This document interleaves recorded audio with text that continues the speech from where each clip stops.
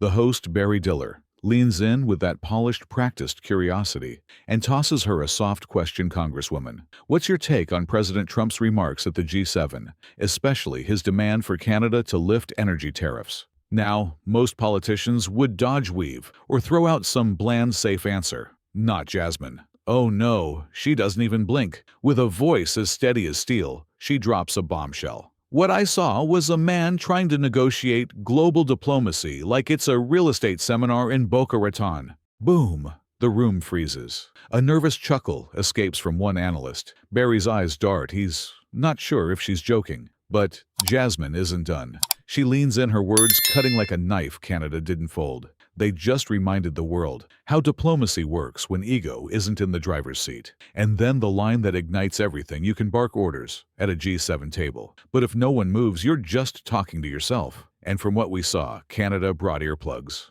Absolute silence. Stunned, jaw-dropping silence. Barry tries to laugh it off, but his voice cracks. The control room is in chaos. Producers are mouthing, "Did she just say that?" And just like that, in a mere 3 minutes, Jasmine Crockett owns the broadcast. Within 12 minutes, that clip is on X. 30 minutes later, it's racked up 500,000 views. By 2 hours, late-night comedians are quoting her savage earplugs line. But this isn't just some viral quip.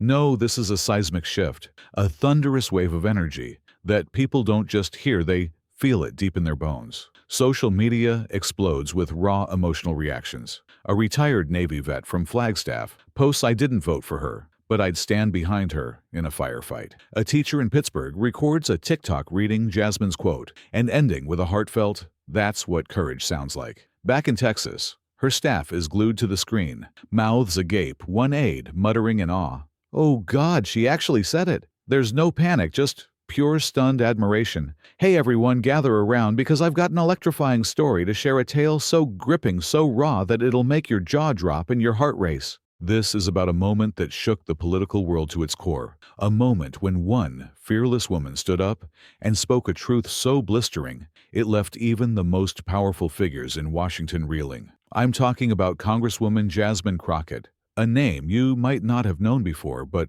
one you'll never forget after this. So let's dive into this incredible saga of courage, consequence, and a nation that finally woke up to the power of unfiltered honesty. Picture this: a quiet Sunday afternoon on national television. It's one of those political roundtables where everyone's wearing fake smiles, playing nice, just waiting for someone to trip up. The air is calm, almost sleepy. Congresswoman Jasmine Crockett from Texas isn't even the main guest. She's just there, seated on the left, rocking a sharp powder blue blazer, looking composed but razor sharp. The host, Barry Diller, leans in with that polished, practiced curiosity and tosses her a soft question. "Congresswoman, what's your take on President Trump's remarks at the G7, especially his demand for Canada to lift energy tariffs?" Now, most politicians would dodge weave or throw out some bland, safe answer. Not Jasmine. Oh no, she doesn't even blink. With a voice as steady as steel, she drops a bombshell. "What I saw was a man trying to negotiate global diplomacy like it's a real estate seminar in Boca Raton."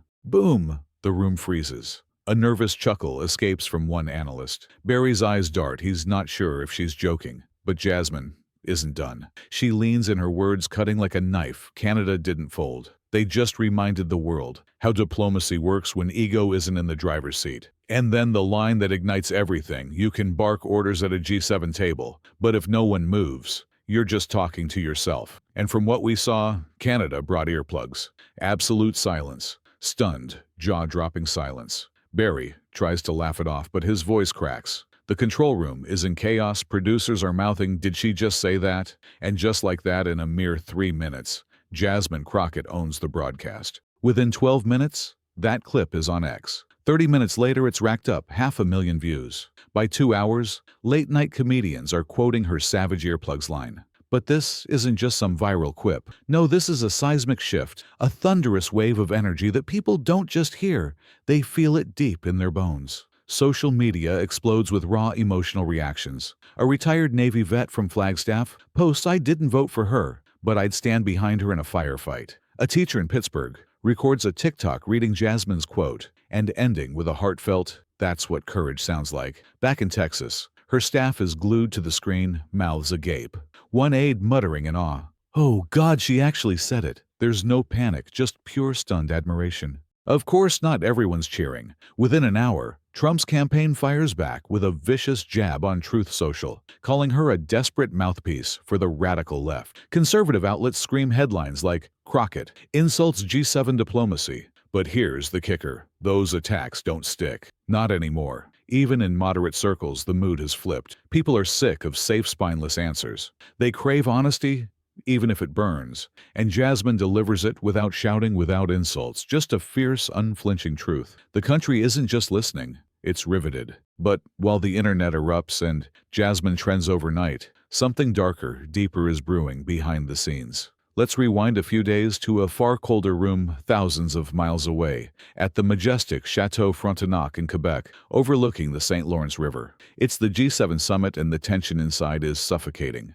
Diplomats whisper behind towering chairs' headsets, slipping on and off like shields. And in the center of it all is President Donald Trump, an unpredictable volcanic force, storming in with demands carved in stone. He wants Canada to slash tariffs on American oil immediately. He demands Europe's full backing for his radical fossil fuel plan. And in a bizarre twist, he insists on a joint statement, calling climate subsidies economically outdated. It's audacious, it's aggressive, it's pure Trump. Canada's new Prime Minister, François Tremblay, a steely former trade attorney from Montreal, is ready for a fight, but not this kind of fireworks. His team warned him Trump needs a win-a-headline to flaunt back home. If he can't get cooperation, he'll create a blazing confrontation. In a closed-door session, the storm breaks. Trump reportedly slams his hand on the table stands and points straight at Tremblay. "You want U.S. investment in your pipelines? Play ball. Otherwise, I'll make sure American dollars go where they're appreciated." The room tenses, but Tremblay doesn't flinch. With icy calm, he fires back, "Mr. President, we trade in dollars, but we govern with values." That line doesn't make the official transcripts, but it spreads like wildfire among aides. Germany's finance minister smirks. France's delegate leans back impressed. The tone shifts hard. From there, it's a brutal downhill slide for Trump. He pushes for fossil fuel expansion. The EU says no. He demands tariffs on Chinese solar panels. The UK's new PM snaps. Is this a climate summit or an auction? Finally, Tremblay pulls a stunning move. He gathers Germany, France, and Italy in a private breakout and drafts a joint statement, reaffirming the 2016 Paris Agreement, while condemning aggressive political pressures on energy deregulation. Everyone knows it's a direct slap at Trump. The statement is signed and posted on Canada's government website before Trump's team even leaves the building. The optics are devastating. Trump looks isolated, outmaneuvered, utterly dismissed. Back in the U.S., media scrambles to cover the fallout. The White House issues a frosty response. The president remains committed to strong trade partnerships, but the damage is done. Leaked memos from Canada's delegation call Trump's tone provocative and combative, citing veiled threats. Cell phone footage surfaces online, soundless but damning, showing Tremblay laughing over whiskey with other leaders just after the final session, captioned, "Cooler heads prevail." Inside, the White House advisors are in panic mode, spinning on friendly networks, attacking Canada's leftist pivot, blaming Europe for sabotaging American growth. But even Republican strategists whisper in private Trump overreached. He tried to bully the room, and they walked away. This is the explosive backdrop when Jasmine Crockett steps into the spotlight 2 days later.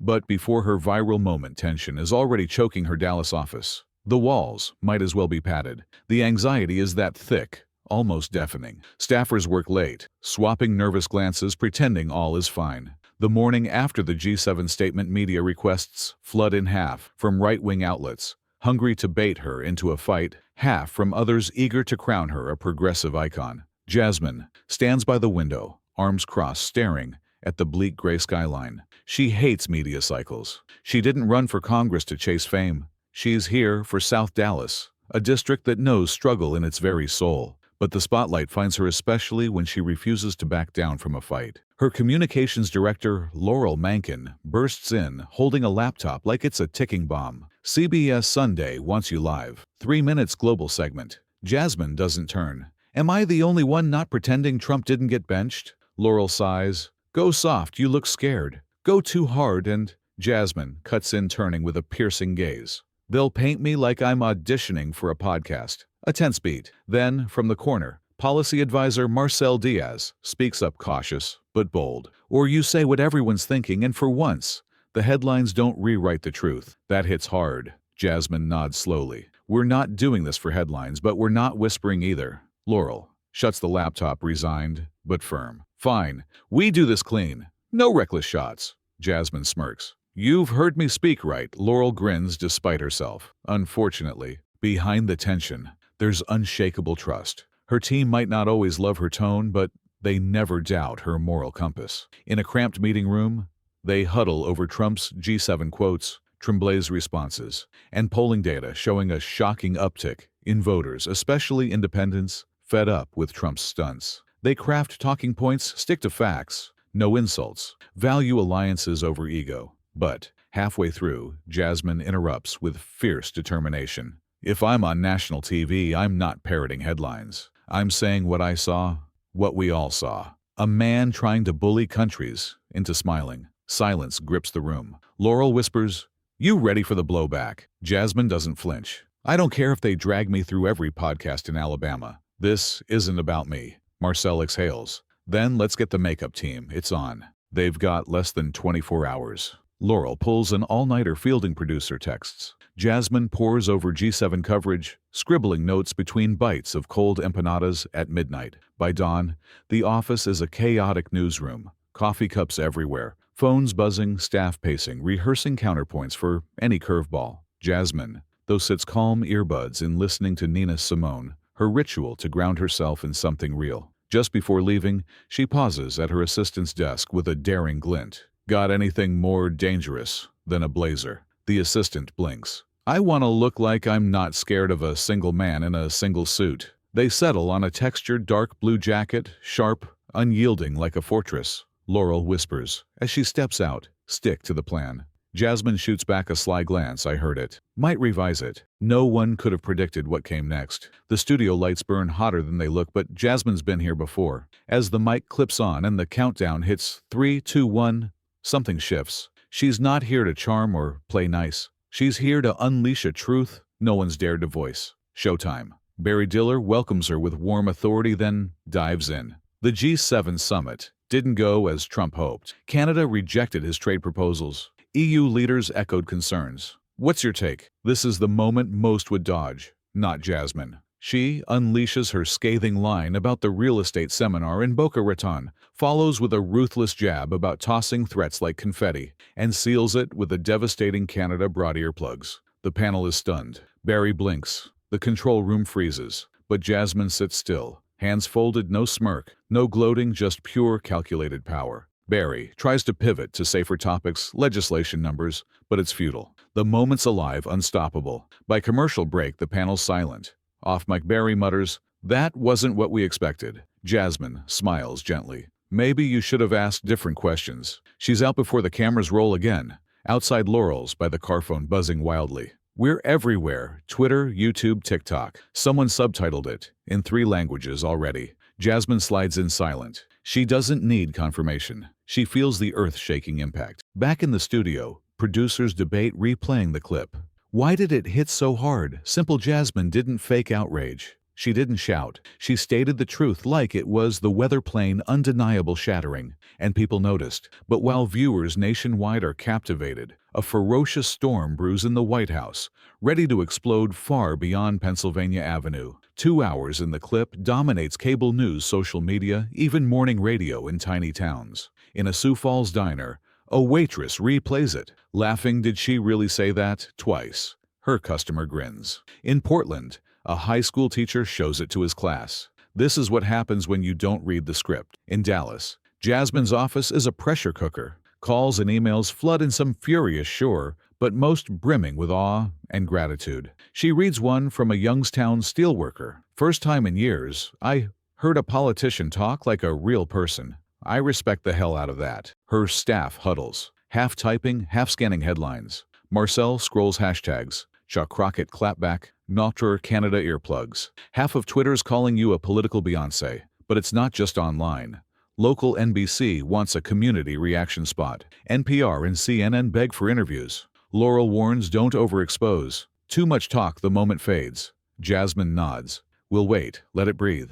Meanwhile, in Washington, the White House retaliates. Press Secretary Alan Reeves holds a tense briefing, dodging her name but slamming petty soundbites. Trump himself posts a vicious Truth Social rant. Low IQ, loudmouth congresswoman from Texas thinks she knows diplomacy. Couldn't negotiate a parking ticket. Sad, it's deleted in 20 minutes, but screenshots go viral. Inside the West Wing staff debate, ignore her or attack conservative talking points. Label her disrespectful, unprofessional. But even GOP insiders admit the backlash is feeble. She didn't lie. She didn't insult. She just spoke and millions agreed. By evening, her words are everywhere. ESPN anchors slip it into playoff chatter. A rapper freestyles it on Instagram. A professor pens a blazing op-ed, Crockett, and the art of saying what we know. But at her apartment it's quiet. Barefoot sipping ginger tea. Jasmine mutes her phone, declining CNN. Laurel scrolls, invites podcasts, international outlets,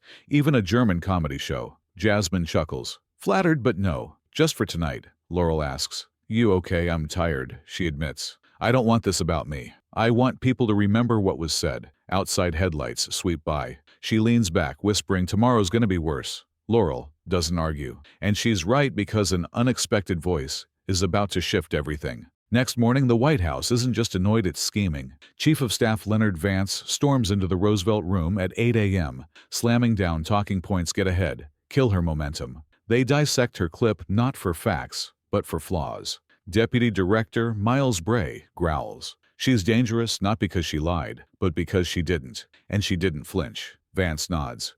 We don't bury this. We drown it. Hours later, aligned commentators attack. Patriot News calls her reckless, anti-American. A Florida radio host sneers. She speaks for radicals, not America. A Capitol Hill letter from GOP lawmakers condemns remarks undercutting presidential dignity. Her name's omitted, but it's obvious. In Dallas, her team tracks every vicious headline. Marcel tosses his phone. Fox says, Crockett mocks America. Jasmine, reading a vet's thankful email, smirks. Good. Let them focus on me. They can't defend the facts. That afternoon, a White House briefing turns ugly. A reporter asks about her remarks. Reeves snaps. Those who insult the president on live TV may find themselves less effective in negotiations. Gasps echo. The threat is crystal clear. Speak out. Get frozen out. Democrats in Washington waver, some distance themselves. Others stay silent, waiting out the storm. The story twists. It's no longer about Trump's G7 flop. It's about Jasmine's tone, her audacity. Pundits debate if she went too far. But voters, they're not buying it. In Cincinnati barbershops, Albuquerque coffee shops, Des Moines laundromats, her line fuels fierce debate. Some call it disrespectful. Many more call it vital. Jasmine doesn't budge. No press conferences. No tweets. No spin. She lets it breathe, despite the crushing pressure. Silent allies. Loud enemies. Unreachable party leaders. Just when it seems the tide will turn, a blocked call changes everything. Laurel hesitates but answers. A calm voice demands, put her on. Senator Alden Roth wants to speak. Jasmine, stunned, takes the phone. Roth, a respected Vermont independent, speaks with quiet gravitas. I watched your segment twice. You didn't just speak, you held the line. They'll hit your tone, your timing, but that's their fear. I'm issuing a statement today, affirming Congress's right to critique without retaliation. 2 others will sign, maybe more. Jasmine, floored, says, you don't have to. I don't, he agrees, but I should. By 3 p.m., Roth's powerful statement hits every outlet. Silencing critique is erosion, not unity. 2 more senators sign on, shifting the narrative. It's not just about tone now, it's about precedent. Even centrist columnists defend her. A Minneapolis headline blares, when truth makes people uncomfortable, don't blame the messenger.